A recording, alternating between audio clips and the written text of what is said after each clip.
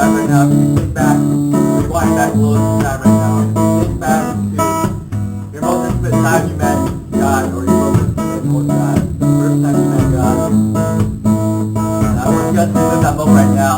If you don't remember this moment right now, and if you don't remember that moment, ask God right now into your heart. Ask Him to remind you of that moment, the time you most intimate with God, the time when you first met God. The passage, Job 32:12. But I tell you this, you are not right, for God is greater than man.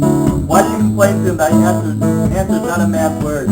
For God does not speak now one way, now another. Though man may not perceive it in a dream, in a vision of the night, when deep sleep falls on man, as he slumbers in their bed, He may speak to them in their ears and terrify them with warnings. To turn a man from wrongdoing and keep him from his pride, to preserve his soul from the pit, and from the perishing from the sword.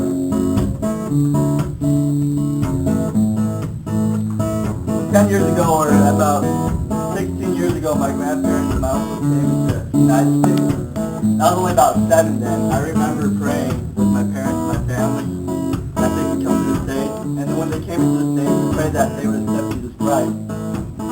And a couple of them, my uncles, they went to Blue and they accepted Jesus Christ. It was awesome. I mean, He answers prayers. And for like 10 years, we prayed and we brought elders to my grandparents to see if they would accept Jesus Christ. But for a long time, I mean, it seemed like a long shot. It seemed like it was never going to happen. But about 5 years ago, my grandpa was on his deathbed. He was about in the hospital for about a month. So he was in the hospital for a month. A week into that, my dad and my uncles, they got together because he was a vegetable pretty much. He wasn't breathing. He was on life support. And he was just being fed for tube. So that was a month in the hospital, and a weekend they decided they had a meeting, but I'm glad they decided not to pull the plug. The verse goes on, or a man may be chastened on a bed of pain with constant distress in his bones. So his very being finds food repulsive, and his soul loathes the choicest meal. His flesh wastes away to nothing, and his bones once hidden now stick out. His soul draws near to the pit, and his life to the messenger of death. Yet there is an angel on his side, as a meteor, 1 out of 1,000, to tell a man what is right for him, to be gracious to him and say, spare him from going down to the pit. I have found ransom for him. Then his flesh is renewed like a child and restored in the days of his youth. And the amazing part is that after that month, my grandpa got out of the hospital, and for that week, it was kind of crazy, because before that, he was on a tube. He had to drag around an oxygen tank because he had a hard time breathing. And that 1 week he got out of the hospital, his flesh was renewed. And it was a pretty amazing sight to see. And that same week, he called my dad over along with the pastor and a few elders. And he wanted to convert to Christianity. He wanted to leave his old ways and accept Jesus Christ. And I was there that day too, and I'm very grateful I was there that day. That was my life-changing moment, the day God touched my life. And I tell the story over and over again. I might have told it maybe too many times. Some of you guys may have heard it.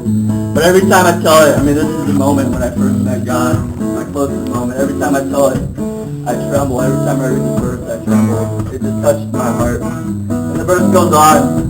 He prays to God and finds favor with Him. He sees God's face. He shouts for joy. He is restored to God. He is restored by God to His righteous state.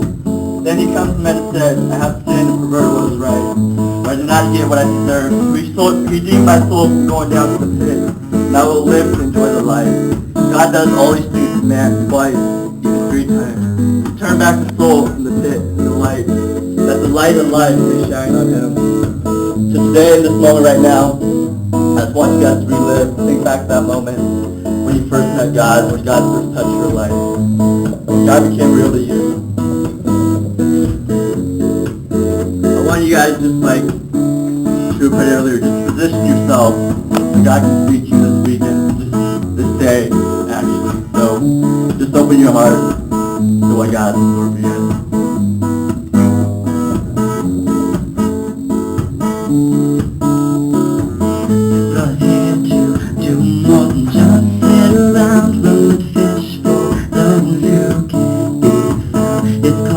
Cause we wanna go back to have the heart innocence of a child.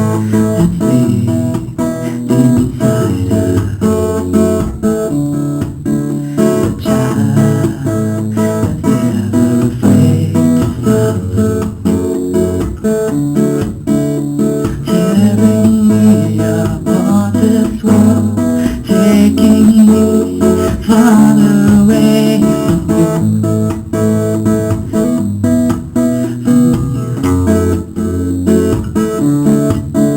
If I could